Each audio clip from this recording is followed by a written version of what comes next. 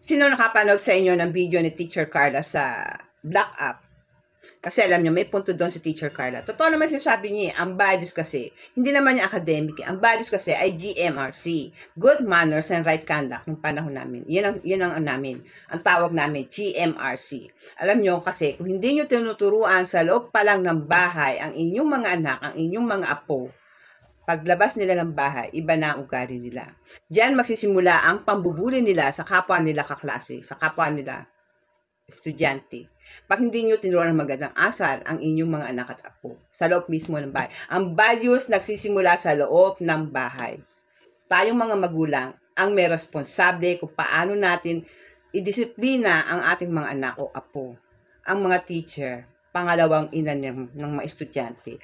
Pero ang may importanteng role dito, tayong mga magulang. Kaya ang dami ko nababasa sa Comsec na mga negative comments pa na, yung pala gusto mo hati, kaya hati tayo sa responsibilidad ng isang bata. Di dapat hati tayo sa sweldo.